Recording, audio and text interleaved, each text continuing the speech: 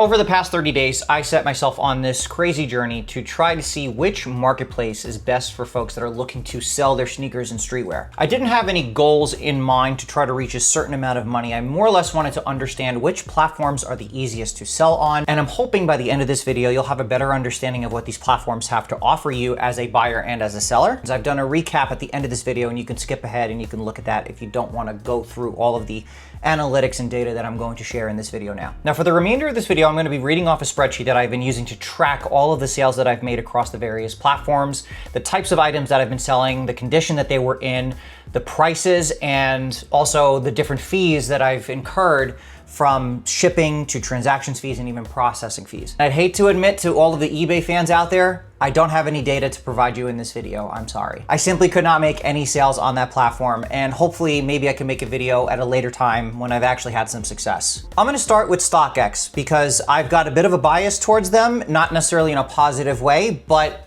you'd be surprised at what I've discovered over the last 30 days by using this platform to sell sneakers on. Now, I've sold around 13 items on StockX in total, ranging from new sneakers to new streetwear. Now, the process for selling on StockX, I think out of all the other platforms, is very simple. You put in the SKU of the item you're trying to sell, it gives you a predetermined listing, you choose the price that you want to sell it for, you agree to the terms, and then you post it. It's done. There's really not much else you need to do, which is great. So for anyone that's looking to sell something very quickly, I'm gonna give you an example of a pair of shoes that I sold on StockX. The first pair that I sold was a pair of Yeezy 350 Turtle Doves. That's a 2022 pair. So my first sale that I made on StockX successfully was actually a pair of Yeezy 350 Turtle Doves. This is the 2022 pair. I listed that pair for $350. And after processing fee, transaction fee, and even a shipping fee, I lost nearly $50 on that transaction. So for example, the processing fee was $10.50. The transaction fee was $31.50, and then a flat rate shipping fee of $4. From time to time, I did notice as I was making more sales on StockX that some brands actually were eligible for, say, like free shipping or for no processing fees. Like Supreme was a good example of one of the brands that I was able to sell a lot of that I wasn't actually charged a processing fee, which is pretty good. Now, the best way to get around this is to continuously sell more. So when you think of the carrot on the stick with StockX is the more you sell, the more you're entitled to different rewards. So I actually ended up leveling up my seller account to level 2, which gave me a smaller processing fee. So that ended up helping me save a little bit more money with the items that I was selling past the first, say, 10 items that I sold. Compared to some of the other platforms that allow you to level up your seller status with them, they allow you to have that indefinitely, whereas for now, it seems like StockX kind of only limits you per quarter. Let's move on. This one was actually kind of a surprise. DePop actually kind of came up as a suggestion from somebody on TikTok. I've never used DePop in the past, but I wanted to use DePop to kind of get rid of all of the used clothing that I had that I just felt really wasn't worth that much. And it seems like the DePop platform is really, really good for folks that are looking to just clean out their closet and get rid of stuff that they just don't want to wear anymore. I did notice that DePop is incredibly popular for things like used gym wear, which I know sounds a little bit strange. I do see a lot of Dark Sport, a lot of Gymshark, a lot of Young LA, all of the, I guess, athleisure brands that are thriving today. Those products do really well on platforms like Depop. So I'll probably continue to use Depop to sell my used clothing like moving forward. The process is really easy. No seller fees, which is a huge benefit on that platform. I ended up saving a lot of money on the processing fees. And of course, what's really great is that you don't have to pay a shipping fee, which is fantastic. So as a buyer, you do have to pay a shipping fee, but as a seller, the seller fees are incredibly minimal. I think I was charged no more than $1.50 per transaction just to process the transaction. But as far as taxes or shipping fees, the seller doesn't have to worry about that. So Depop actually was a pleasant surprise. I made a ton of sales on that platform. I do suggest if you are looking to build a small business by selling used clothes on a platform like Depop, I would highly suggest investing in a thermal printer and maybe some poly mailers where you could just throw your used items into the bag, throw the prepaid label onto the bag, and just drop it off at the post office. I was doing bulk shipment every day. I think I was selling about 2 to 3 items per day. And then every day before I'd go to the gym, on the way, I would just stop at the post office and drop off a couple bags of clothing. And then within a few days, I would get paid out. There's not much else to say about Depop. It's nice to be able to talk to people, which is great. I can kind of haggle and negotiate the price on some of the items I was selling and be able to keep in constant communication with folks that were buying from me. Another thing I noticed about Depop is that you could actually pay a higher fee on your listing for them to boost it for you. Now, this is common across all the other platforms that I did sell on. So on StockX, on eBay, you can actually boost your listing by agreeing to paying a higher transaction fee, which would then sell your item a bit faster. And to be honest with you, I really didn't see the benefit of doing that. I just allowed the items that I was selling kind of speak for themselves. I don't necessarily think it's really worthwhile. But to recap, DePop, great platform to sell your used items on. If you're looking to make a quick 20 bucks on a shirt that you no longer wear, perfect platform to sell on. No notes from DePop, very impressed with them, and I'm looking forward to kind of adding that platform into my rotation when it comes to selling a lot of used clothes. Let's talk about GOAT, my favorite platform. Kind of surprised I didn't make too many sales on GOAT, but we did make a bunch of successful ones. I only sold about 5 items on GOAT. Fortunately, the items that I sold on GOAT, they went very quickly. I don't think any listing lasted more than 48 to 72 hours. I did have a few items sitting in my GOAT storage, which I was able to sell very quickly, which was nice. But here are a couple of gripes that I have with the GOAT platform. Although the GOAT platform allows you to sell both new and used sneakers, the process to sell, unless you are a higher level seller, does require a little bit of legwork where you have to take extra pictures. So if you're not necessarily into that, that might not be the best platform for you to go with. But I think a little bit of legwork to get your used shoes sold, I think is worth the effort. I did notice that the price point on a bunch of shoes on GOAT were much higher compared to some of the other platforms. I'm not entirely sure why that is.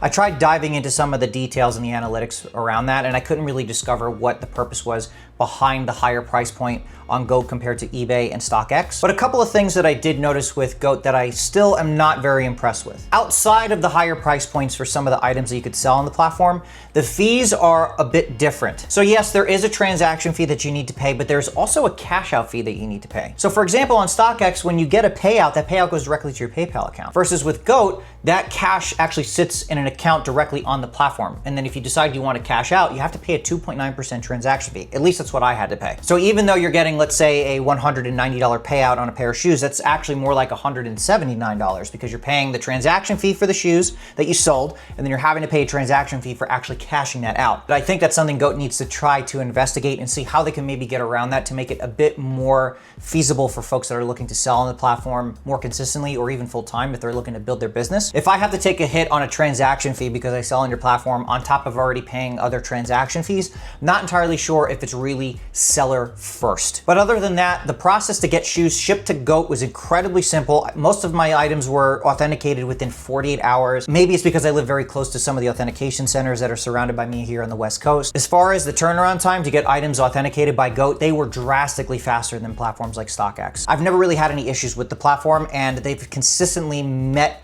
the mark when it comes to authenticating shoes very quickly. Let me give you an example of an item that I sold on GOAT. So I sold a pair of Yeezy slides, the bone colorway. Sold them brand new on GOAT. The listing price was $220. The final sale price, of course, was $220. After the final payout and after the fees hit, I only got $179. That was a transaction fee and then the cash out fee that I had to pay to get that money out. So again, the fees, not the best. I'm confident that GOAT can find a way to get around that, because if other platforms don't require to pay a transaction fee of some kind when it comes to processing the payment to cash out your money, GOAT can definitely do it. I just don't know if they want to. But it seems like they're passing the cost onto the seller when it comes to getting the money that they've actually made on the platform. Final number that you're getting from a sale is not always going to be that final number, so you have to be prepared to pay those extra fees. But realistically, when you're looking at them side by side, StockX fees are slightly more aggressive compared to GOAT. Obviously, when you level up, your transaction fees go down a little bit. StockX still kind of takes the cake when it comes to really processing the hell out of you when it comes to those fees. Let's talk about Grailed. Grailed's an interesting one. I've been using Grailed for a long time. I think Grailed is a really great platform. It's a really great marketplace to find a lot of those really high-end, vintage, designer, streetwear, shoes, everything you're looking for. You could find it on Grailed. I find myself actually scrolling through Grailed looking for deals. I actually have a lot of fun using the platform. Fees, on the other hand, not really the best. Let me give you an example of a sale I made on Grailed. I actually sold an item to somebody that follows me on TikTok. It was a Supreme box logo crew neck. It was a brand new crew neck. Sold it on Grailed for $130. And then after all of the fees were processed, I only made $110. Could be a little bit better, but compared to some of the other platforms, it wasn't that great. The one thing that Grailed stood out on, not necessarily in a positive light, is the amount of time it takes for that money to clear. Whereas on Goat and StockX, when the transaction is done, it's done. That money either hits your wallet or it hits your PayPal. Whereas on Grailed, you've got to wait 3 to 5 business days for that transaction to clear, which I get is mainly for safety precautions. But if you're selling on Grailed and you're looking to make that money as quickly as possible, it's probably not going to be the best choice for you. Fees are still pretty good, but you are going to have to wait a little bit of time on Grailed. I will say though, I've had really good interactions with the Grailed customer service team. Anytime there's ever been a problem with one of my listings, they've always reached out to me directly and say, hey, can you please fix this? Very cordial, very professional, and I love working with them. I do think Grailed actually kind of lacks when it comes to the design of their platform. I would like to see them make some improvements to the user experience because they really haven't made any changes over the years. And I think the way Goat has improved their user experience, and even StockX, I'd argue, has improved their user experience.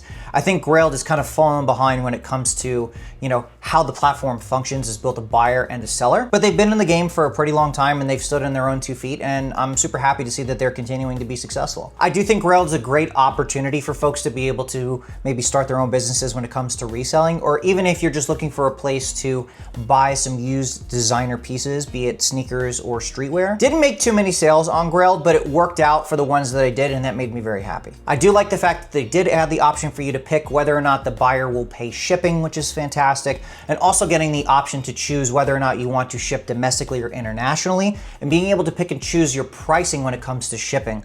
So there's plenty of options to cater what kind of clientele you're looking for. I kept it pretty simple. I wanted to keep everything domestically, and at some point I will definitely test to see how it works selling items overseas. But Grailed gets a thumbs up for me. You guys did a fantastic job with this. I was genuinely surprised at how easy it was to sell on the platform. I want to talk about Instagram because yes, Instagram actually made this list. Instagram is a unique beast because the Instagram platform has changed so much over the years, from being just a photo app to a pretty much all-in-one marketplace messaging app. Now, I do think the Instagram platform can work for folks that are building their own businesses and are influencers or have some kind of audience. I think for someone that is just starting out and is looking to sell on Instagram, it is very doable, and you can utilize the algorithm to your advantage to try to build your business there, but it is a little bit challenging if you are a new reseller. Now, I was fortunate enough to be able to reach out to folks via TikTok to be able to move them over to Instagram to make those sales, making posts on my stories, listing out the prices of all of those items that I had. It worked out pretty well. Being able to interact with people, I think, is what makes a huge difference. And although I can do that on some of the other platforms,